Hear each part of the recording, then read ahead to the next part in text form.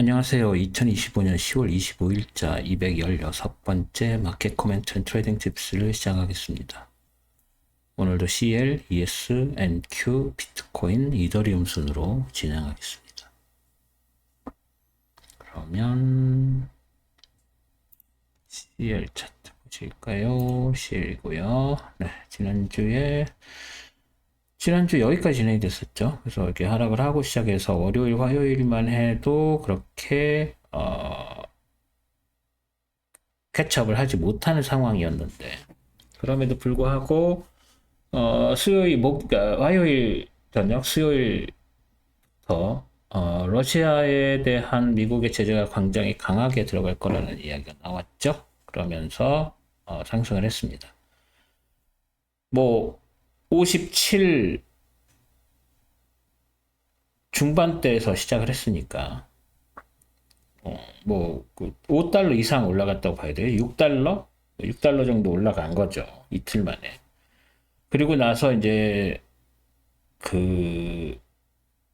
목요일에 62.20을 넘을 수 있느냐 없느냐가 좀 관건이었는데, 일단 일시적으로 넘었지만 결국은 다시 밀려 내려오는. 그래서 지금 62달러, 62.20달러 그 정도에서 15분봉 보시면 쭉쭉 해서 치고 올라왔죠. 쭉쭉 치고 거의 이제 스테디하게 이렇게 그래이죠. 이렇게 해서 여기서 찍고 이렇게 올라가는 이런 트렌드 라인이라고 봐야 되겠죠. 그리고 일시적으로 여기선 이렇게 올라가는 것도 있긴 했습니다. 이거 지금 15분 봉이에요. 이거는 이제 남겨두지 않을 겁니다. 이런 정도로 갔죠. 그리고 나서 여기에 62.21 그리고 여기가 여기죠. 여기가 62.12 여기서 이 정도가 여기를 지금 일시적으로 뚫었지만 이 레벨이 목요일 뉴욕 세션 시작되는 그때쯤에죠. 뉴욕 세션 시작되는 그 부분에서 이렇게 저항선이 생긴 거고, 그거를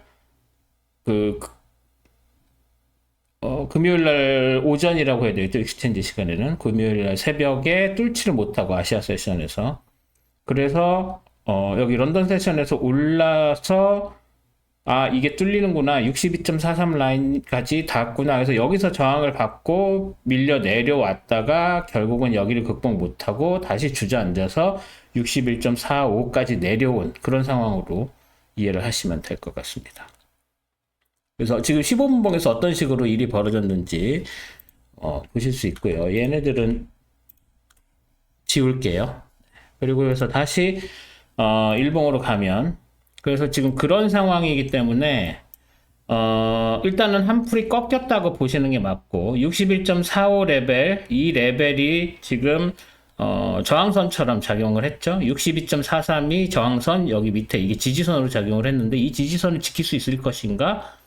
그 부분은 좀 봐야 될 상황이죠. 그리고 저 위에서 내려오는 트렌드 라인을 이걸 기준으로 다시 이런 식으로 여기죠. 여기 만들어도 여기에 저항선이 하나 생기는 거죠.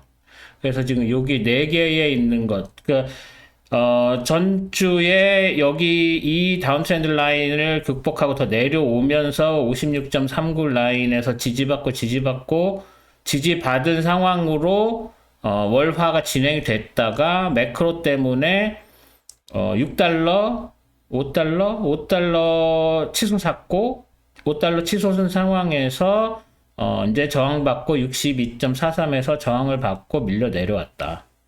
6달러죠, 거의. 예, 6달러까지. 그래서 처음에 올라간 건 5달러인데 이제 6달러까지 가서 밀려 내려오고 있는 분위기다. 그래서 더 치고 올라가기는 사실상 쉽지 않고, 조금 더 밀려 올라간다고 해도 62.95가 거의 63이죠. 거기가 상한선이 될 확률이 되게 높아졌죠. 그리고 나서 여기서는 이 밑에까지 다시 내려올 수 있을 것이냐? 그거는 러시아 생천 관련해서 어찌 되는지를 봐야 되고, 그리고 이렇게 밀려 내려오게 된 이유 중에 하나도 러시아 관련되어 있는 러시아의 경제 제재가 가해질 경우에 러시아 경제 제재가 강해져서 러시아에서 나오는 석유를 중국이나 인도나 이런 곳에서 사주지를 못하는 상황이 될 것을 우려해서 유가가 오른 거죠. 그만큼 공급이 부족하고 그 중국과 인도는 다른 소스를 찾아서 출처를 찾아서 오일을 사야 되니까 그렇게 되면은 러시아를 제외한 다른 곳에 있었던 공급이 크게 늘지 않는 상황에서 수요가 올라가기 때문에 가격이 오르는 걸로 이해를 하시면 되는데 그런 상황에서 쿠웨이트 이런 곳에서 증산할 거다. 오페크에서 러시아 원유의 부족분만큼을 우리가 생산을 해내겠다. 뭐 이런 이야기가 나오면서 조금 했는데 그게 뭐 전반적으로 러시아에서 나오는 오일을 다 커버를 할 수 있는 것이 아니기 때문에 가격이 이 밑에까지 떨어지지 못하는 거다라고 보시면 됩니다. 그래서 오페크에서 증산을 통해서 추가로 공급할 수 있다면 그 양이 어느 정도냐에 따라서 60 밑으로 다시 내려오느냐 안 내려오느냐가 결정이 되겠죠. 그래서 그 부분은 좀 지켜보고 실제로 그 증산 커패시티가 어느 정도 되는지까지 다 분석이 돼야 어느 정도 그림이 그려지는 상황이죠. 지금 상황에서는 굉장히 불확실한 상황이죠. 하지만 일단 한 나라가 치고 나왔고 거기에서 나오는 것만 해도 이 정도 커버가 된다. 그리고 전에도 이렇게 쭉 내려오는 이 과정에서 공급 사이드의 증산이 무시되었었던 부분들 중에 일부를 말씀드리자면 뭐 크루드 쪽에서 한동안 생산이 안 됐었던 그런 공급 사이드가 재개되고 그런데도 별로 시장에 영향을 미치지 못했는데 이제 그런 것들이 주목을 받겠죠. 뭐 물론 가격은 조금 올랐지만 그래서 그런 부분들을 고려를 하면 아무래도 60은 지켜지되 추가 상승은 없을 것이고 그래서 일단은 60하고 63 이 사이 뭐 조금 밑으로 내려오면 62와 60 사이 그리고 조금 더 밑으로 뭐 60이 조금씩 깨지는 정도 뭐 그 정도에서 장이 당분간은 형성될 확률이 높아졌다 이렇게 보시면 될 것 같습니다. 다음 ES죠. ES는 지난주 여기까지 진행이 됐었죠. 그래서 일단은 한번 밀려 내려왔다가 다시 치고 올라가지 못하고 지난주에 전전주죠. 전전주 금요일에 있는 고점과 저점에 인사이드 바를 만들었다. 위클리 바로 보면 이렇게 인사이드 바를 만들었다라고 말씀을 드렸죠. 그리고 인사이드 바를 만들면 이 위쪽이 깨지면 롱 시그널, 아래쪽이 깨지면 숏 시그널이라고 말씀을 드렸었는데 일단은 금요일에 롱 시그널이 나온 거죠. 그런데 이제 이 롱 시그널이 왜 어떻게 나왔느냐? CPI가 발표됐죠. 원래는 전전주 수요일이었나요? 목요일이었나요? 그때 발표됐어야 되는데 그 거버먼트 셧다운 때문에 이제 딜레이가 돼서 오늘 발표가 됐는데 그러니까 금요일 아침이죠. 그 현지 시간으로. 그래서 이걸 과연 믿을 수 있느냐? 이게 롱 시그널이 맞냐? 게다가 이걸 역사상 고점으로 만들어지는 롱 시그널이죠. 그래서 이거가 그렇게 쉽지 않아 보입니다.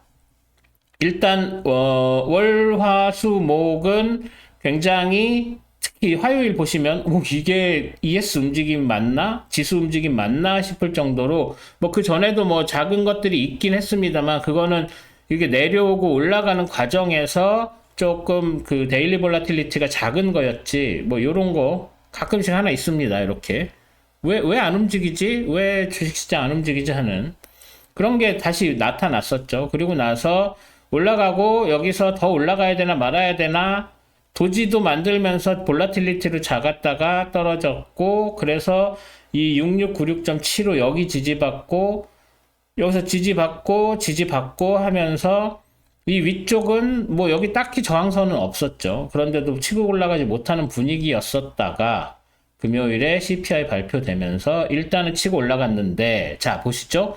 CPI 발표가 서프라이즈로 나왔다고 했는데도 불구하고 그렇게 많이 치고 올라가지 못했죠.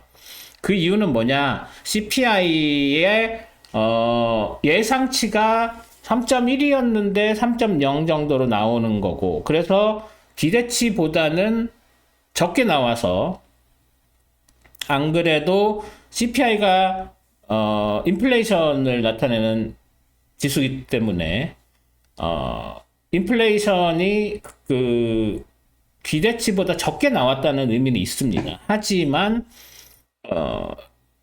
연준의 인플레이션 목표 자체는 2.0%죠. 그런데 아직도 2.0%가 아니라 3.0%대에서 오르락 내리락도 거의 없었죠. 3.0, 3.1 그 사이를 계속 유지를 하고 있는 상태이기 때문에. 그렇다는 얘기는 스티키한 인플레이션이 계속 되고 있다는 얘기고, 이제 여기에서 고용이 빠지고 뭐 그렇게 되고 그 경기가 안 좋아지고 뭐 이런 것을 우려를 해서 지금까지 연준에서 기준금리 인하에 좀 소극적이었었는데, 일단은 기준금리를 인하하겠다고 발표를 하고 9월, 10월, 12월 계속 낮출 걸로 기대가 되고 있는 상황인데 인플레이션이 딱히 안 빠진다? 그게 그렇게 좋은 신호라고는 할 수 없겠죠. 보통 기준금리를 그렇게 인하한다고 하면은 인플레이션이 치솟지는 않으니까 그래나 그나마 다행이다. 그리고 관세 관련된 것도 있고, 그래서 그렇게 생각을 하고 있는데 1% 정도 기대치보다 낮게 나온 거, 그리고 그 1%를 사실 소수점 반올림을 하면 채 1%가 안 될 확률도 있는 거죠. 그런 상황이기 때문에 와, CPI가 적게 나왔다 롱롱롱 할 수 있는 상황은 아니다라는 거죠. 오히려 그 내용을 들여다보고, 특히 그 내용 중에 제가 텔레그램 채널에도 말씀을 드렸지만 기준금리가 인하된다고 하고 있기 때문에 중고차 가격이 오를 이유가 없죠. 왜냐하면 대출 받아서 중고차를 사야 되는데 대출 이자가 떨어질 것으로 기대가 되기 때문에 적어도 연말 지나서 내년 초까지 기준금리 떨어지고 대출금리 떨어지는 거 보고 그때 차를 사도 몇 달 차이 안 나기 때문에 지금 굳이 살 필요가 없죠. 중고차 수요가 그만큼 적어진다는 얘기니까. 대신 그 이후에 이제 3.5 뭐 지금 현재가 4.0 정도 되니까, 그러니까 아직은 아니죠. 4.25인데 그 두 번 더 내리면 3.75, 3.5 뭐 이 정도까지 된 다음에 한참 동안 안 내릴 거잖아요.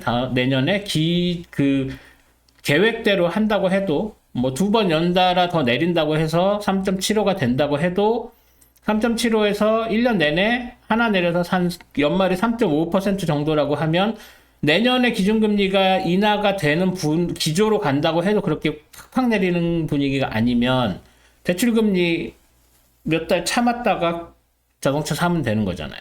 중고차라도, 신차도 마찬가지지만.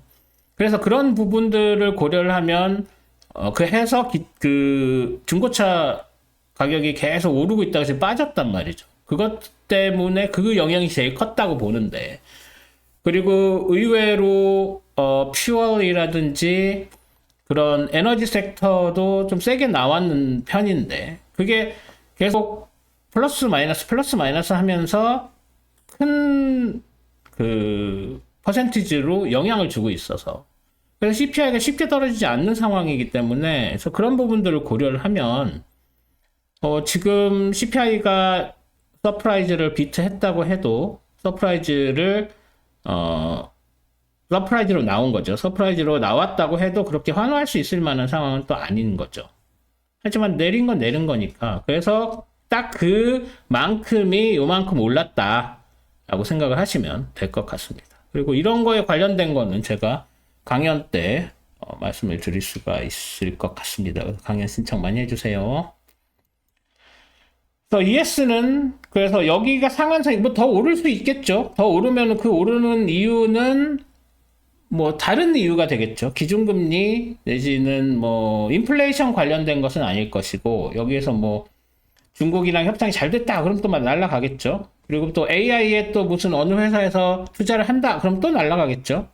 그래서 그런 부분들로 올라갈 가능성은 있지만 CPI나 이런 거 관련된 경제의 펀더멘탈에 관련된 거는 아무래도 이 정도가 한계지 않나.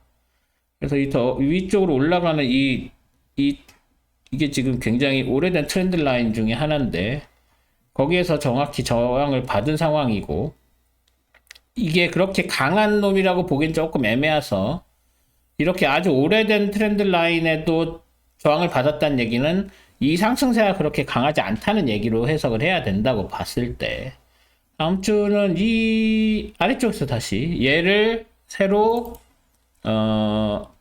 어떤 뭐 신고점 기준선으로 해서 이 아래쪽에서 장이 벌어질 확률이 좀 높아졌다라고 말씀을 드릴 수가 있을 것 같습니다. 그래서 NQ 같은 경우에도 같이 봐야겠죠. 만약에 NQ가 여기 위쪽으로 쭉쭉쭉쭉 치고 올라가는 뭔가 있다 그러면 ES도 영향을 받아서 이런 정도의 가벼운 트렌드 라인 저항선들은 깨고 올라가겠죠. 하지만 ES만 이렇게 놓고 봤을 때는 일단은 여기에서 저항을 받을 확률이 되게 높아졌다라고 보셔야 될 것 같습니다. 제가 이걸 이렇게 해놔야 되는데요. 그 다음에 이제 NQ. 그래서 ES는 이 정도로 정리하고 NQ 넘어가겠습니다. ES도 여기서 저항을 받았네요. 먼저 말씀드리면. 그래서 뭐 여기 위에서 이제 이 정도 룸이 좀 있죠. 이 패러렐 채널 라인에. 그래서 ES가 이렇게 조금 더 올라가면 ES도 따라서 조금 더 올라가서 그 아까 보여드린 ES의 저항선을 그 브레이크 할 가능성이 없진 않는 상황이지요. 그런 상황인데 일단은 여기에서 좀 룸이 남아 있다. NQ는 뭐 이 정도로 생각을 하시고 일단 다시 보시면 여기도 마찬가지 인사이드 바였죠. 인사이드 바였는데 월요일날 올랐다가 화요일, 수요일 밀려 내려왔는데 밀려 내려온 게 조금 셌죠. ES에 비해서. 그리고 나서 목요일 다시 캐첩하고 여기에 요렇게 또 인사이드 바 만들었고 그래서 브레이킹이 여기에서 됐고 보통 이제 이런데 트레이딩 팁으로 말씀을 드리면 여기 인사이드 바가 나왔고 여기에 브레이킹 포인트가 있는데 여기에 브레이킹 포인트가 하나 더 있으면 여기에서 들어가지 않고 여기서 들어가는 게 맞죠. 왜냐면 여기에서 들어갔는데 이 라인에서 저항을 받을 수가 있으니까. 그래서 오히려 이 포인트가 깨지면 이제 여기서 이렇게 가는.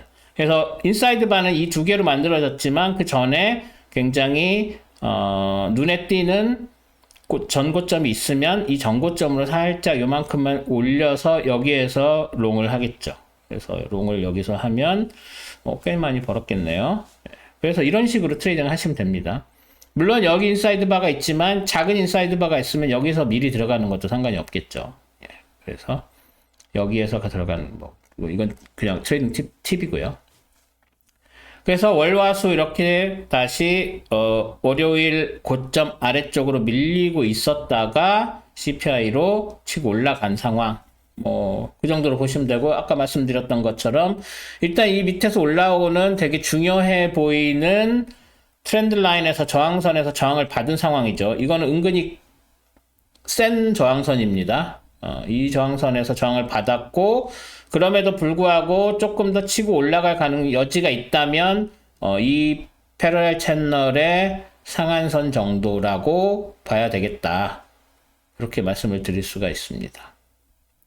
이렇게 밑에 있는 지금 이걸 기준으로 해서 아래로 만들어졌다고 지난주에 말씀을 드렸었죠. 그거를 여기서 저항을 받은 걸로 보셔야 됩니다. 이 패러렐 채널에서 저항을 여기서 이것 때문에 제가 그냥 지난주에 그렸던 거잖아요. 그래서 여기서 저항을 받고 밀리고 저항을 잡고 이제 뚫고 올라갈 수 있을 것인가 했는데 수요일 날 확실히 저항을 받고 밀려 내려왔죠. 그런 상황이고 그런 다음에 다시 치고 올라가는 상황 이렇게 보셔야 될 것 같습니다. 그래서 NQ는 약간 상승의 여지가 존재하지만 그럼에도 불구하고 이 빨간색에서 저항을 받아서 ES가 확실히 저항을 받고 있기 때문에 이 아래쪽에서 장이 형성될 확률이 높아졌다. NQ도. 그래서 여기도 새로 고점을 만들어 놓고 이 아래쪽에서 장이 벌어질 확률이 높아졌다. 이렇게 보셔야 될 것 같습니다. 네. 자, 다음은 비트코인 볼까요? 자, 비트코인이고요.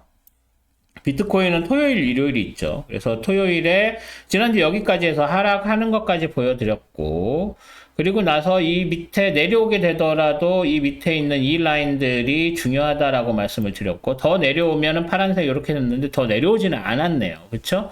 토요일, 일요일 움직임이 중요하다고 말씀을 드렸는데, 토요일, 일요일에 캐치업을 어느 정도 했고 금요일 고점을 깼다는 게 의미가 있습니다. 그래서 금요일 고점을 깼으면 아무래도 월요일에 갭이 있건 없건 간에 더 상승할 여지가 있었죠. 하지만 상승을 해봤자 부처님 손바닥 아니었다. 111880 이 레인지에서 저항을 받았고 떨어졌다가 더 떨어진 거죠. 그러니까 이거는 이렇게 올라갔다가 내려올 때 그 다음날 시간이 날이 바뀌면서 더 쭉 내려오니, 왜냐면 24시간 되는 돌아가는 시장이잖아요. 비트코인 시장은. 그래서 일요일날 올라갔다가 저항받고 쭉 내려온 게 계속 내려왔다고 봐야 되겠죠. 그렇죠? 그리고 다시 여기서 더 치고 한번 치고 올라갔다가 화요일에는 더 쭉 밀려서 내려오는 그런 분위기죠. 15분봉 보시면 나올 텐데. 그쵸? 이게 화요일이죠. 화요일에 저항을 받고 쭉 내려왔다가 올라가나 해서 여기서 두 번째 저항을 또 받았는데 내려왔다가 훅 치고 올라갔죠. 그리고 나서 여기에서 이거는 저항이라고 하기가, 이 트렌드 라인을, 데일리 차트에서 그린 거기 때문에 15분봉에서는 이거는 신뢰하시면 안 되고요. 마치 그래 보이지만 아닙니다. 그리고 다시 한 번에 쭉 빠져서 내려온 거죠. 그리고 나서 다시 여기서 장이 형성이 된 거기 때문에 다시 여기서 보시면 올라왔다가 내려왔다가 여기까지 밀려 내려온 상황에서 더 내려왔다가 더 치고 올라간 다음에 다시 밀려 내려오는 상황이죠. 그래서 108.100 여기도 저항을 받았고 지금 일요일 저점에서 같이 저점이 형성됐고 그런 다음에 밑으로 내려왔다가 올라가서 여기에서 장이 이제 넘어갔죠. 다음 날로. 그리고 나서 살짝 치고 올라갔다가 초록색 여기에서 저항받고 더 밀려 내려오는 분위기였죠. 그리고 나서 이 핑크색 레인지 하한선에서 다시 지지받고 목요일, 금요일 이렇게 올라갔다고 보시면 되겠습니다. 그런데 보시는 것처럼 이 다운 트렌드 라인이 지난주에 이미 그려져 있었던 거죠. 뭐 확인해 보시면 알 테지만. 그래서 이 화요일에 저항 포인트가 이 밑에서 올라오는 트렌드 라인, 위에서 내려오는 트렌드 라인 이중으로 저항을 받은 상황이고 이 다운 트렌드 라인이 강하게 작용을 했기 때문에 금요일에도 여기서 저항을 받고 111880의 이중 저항을 또 받은 거죠. 그래서 뭐 여기 이렇게 보시면 지금 비트코인이 뭐 특별한 이슈가 없으면 굉장히 이런 레벨들이나 다운 트렌드 라인 같은 그런 지지 저항선들에 굉장히 잘 맞아 떨어지고 있다는 것을 확인하실 수가 있습니다. 특히 고점들. 지금 고점들이 되게 잘 저항선에 맞아 떨어지고 지지선은 약간 다릅니다만 그래서 지금 그런 분위기다. 그래서 일단은 여기서 토요일, 일요일 날 이 다운 트렌드 라인을 어떤 식으로 극복을 할지 아니면 밀려 내려올지에 따라서 조금 더 밀릴지. 근데 뭐 이 다운 트렌드 라인이 강한 건 맞지만 계속 영향을 줄 정도로 쭉쭉쭉쭉 내려올 수 있을 만큼 그렇게 만만한 기울기가 아니죠. 이 기울기 따라서 내려가면 그냥 계속 밀려 내려가야 되는데 그렇죠? 그건 아니죠. 너무 가파르기 때문에 오히려 뚫리기가 쉬운 거죠. 그래서 만약에 이런 정도의 완만한 거라면 계속 작용을 할 수가 있는데 이 정도로 가파르면 그렇게 계속 작용하기는 어렵습니다. 그래서 그것이 토요일, 일요일에 바로 깨질 것인지 아니면 조금 더 밀려 내려와서 화수까지 가가지고 107, 370 이 정도까지 내려온 다음에 브레이킹이 돼서 다시 올라갈 것인지. 그래서 여기서 바로 브레이킹이 되면 111, 880도 쉽게 깨지고서 이렇게 올라가는 거고, 주말 지나서 월요일, 화요일 된 다음에 하면 다시 여기까지 밀려 내려와서 이 핑크색이나 뭐 좀 더 내려와서 이렇게 돼서 극복이 되면 이 레인지에 갇히게 되는 거고, 그것이 언제 결정되느냐? 토요일, 일요일에 결정이 된다는 이야기입니다. 그래서 그렇게 보셔야 되는 거예요. 이렇게 이 다운 트렌드가 토요일, 일요일에 깨지면 이 다음 주는 이 레인지 안에 갇히는 거고, 토요일, 일요일날 이걸 극복해서 바로 브레이킹을 하게 되면 여기서는 조금 더 위로 올라가서 더 위쪽 레인지에서 다음 주 장이 형성되겠구나를 보실 수가 있는 거죠. 토요일, 일요일 움직임을 보고. 그래서 그걸 보고 일주일 동안은 이 위쪽으로, 그래서 아직 위쪽이 안 됐으면 여기서 롱 치는 거죠. 그리고 그게 아니고 여기에서 더 밀려 내려왔다 그러면 여기에서 또 롱 치는 거죠. 더 밑에까지 내려와서 이 정도에서 지지를 받을 테니까. 그래서 그런 식으로 이 다운 트렌드 라인을 이용을 하셔야 되는 겁니다. 그래서 비트코인은 이 정도로 정리를 하겠습니다. 다음 이더리움이죠. 이더리움도 뭐 비슷했죠. 오히려 볼라틸리티는 비트코인보다 좀 적었다면 적었는데, 요 다운 트렌드 라인 있고, 여기서 또 얘도 이렇게 다운 트렌드 라인 하나 더 그려줄 수 있겠네요. 그죠? 그리고 뭐 지난주 여기까지 진행이 됐고, 주말에 올랐고, 월요일에도 올랐지만 저항받았죠. 고점 저항 계속 받고 있다고 좀 전에 말씀드렸죠. 지지선보다는 저항선이 더 잘 맞아 떨어지고 있는 상황이다. 그래서 여기 다운 트렌드 라인이 있고, 이 다운 트렌드 라인에서도 이렇게 이건 다운 트렌드 이걸로 만들어진 거군요. 그러니까 이거는 여기서 정을 받았다고 볼 수 없고, 이 빨간 라인 이거 여기서 정을 받은 걸로 봐야 되겠죠? 예, 그죠? 그러고 나서 이 밑에서 지지선 저항 지지선 지지받았고, 여기에서 여기 밑에 내려오는 다운 트렌드 라인이 여기서는 지지선으로 작용을 했고, 뭐 여기는 이중저항으로 봐도 되겠고, 그쵸? 그리고 빨간색 이거에 닿지는 않았고 넘어갔지만 결국은 금요일에 거기에서 아직 그 장이 끝난 게 아니기 때문에 여기서 정을 받긴 받았는데 이게 조금 더 밀려 내려올 가능성이 있죠. 15번 보시면 지금 여기 닿은 거죠. 여기 닿아서 지금 저항을 받고 있는 게 지금 눈으로 보이시죠? 실시간으로. 네, 지금 그 이더리움이랑 비트코인은 실시간 차트입니다.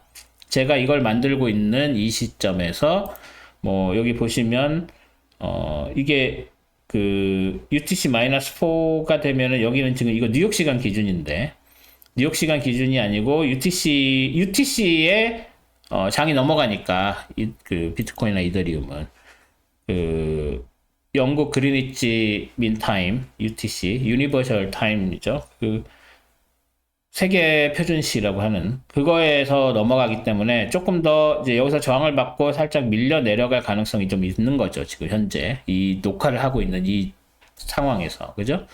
그래서 이 다음 트렌드 라인에 저항을 받은 걸로 보시면 되고, 그 다음에 이것도 좀 전에 말씀드린 비트코인처럼 여기에서 이제 브레이킹이 다시 되면 이 위쪽으로 올라갈 것이고, 그게 아니라 더 밀리면 3744까지 밀릴 가능성이 있는 거죠. 그래서 이 밑에 있는 이 트렌드 라인에서 지지를 받는 것까지 생각을 하면 월요일, 화요일, 토요일, 일요일에 어떻게 되느냐에 따라서 월요일, 화요일에서 여기에서 장이 형성될 것인지, 여기에서 장이 형성될 것인지, 그리고 이 4084를 뚫고 올라갈 수 있을 것인지가 토요일, 일요일에 움직임에 따라서 결정이 되는 상황이다. 지금 이 다운 트렌드 라인 때문에.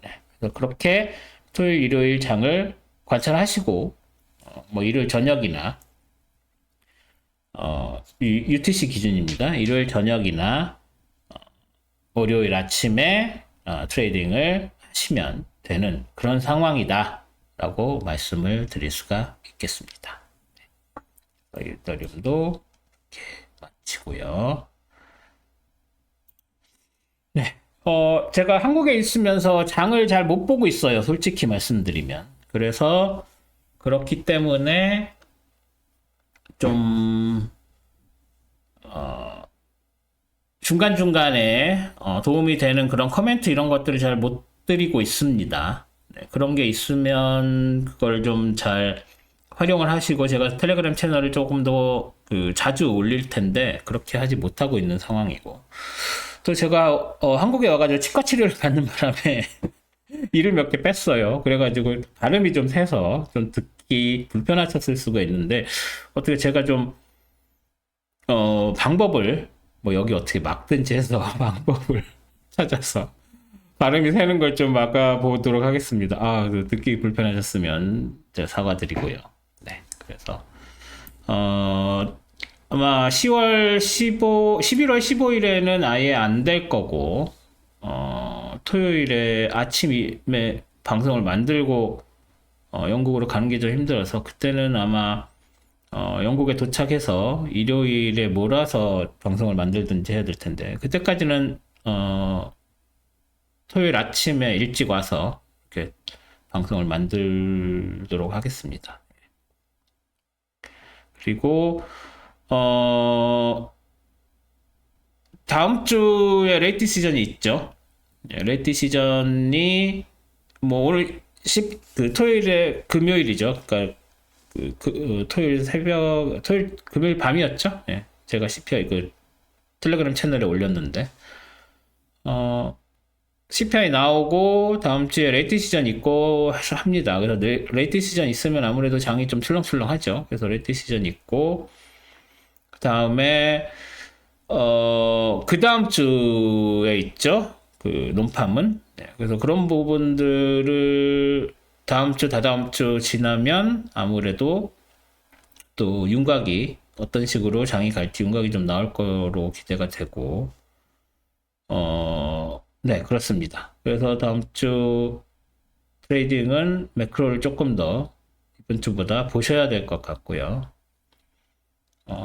그리고 다음 주 말고 그 다음 주에 제 강연 있는 거 아직 신청하시는 부분, 신청을 못 하신 분들은 신청하셔서 제가 온라인으로도 할 거기 때문에 못 올라오시는 지방에 계시는 분들도 온라인으로라도 들고 싶으시면 신청을 해주시면 감사드리겠습니다. 커뮤니티 게시판에 링크 올려놨으니까 그래서 찾아보시면 되겠습니다. 그럼 저는 내일 스톡 차트 어널리시스로 다시 찾아뵙도록 하겠습니다. 오늘도 동영상 시청해 주셔서 감사드리고 구독과 좋아요 알림 설정 잊지 마시고 저는 내일 뵙겠습니다. 고맙습니다.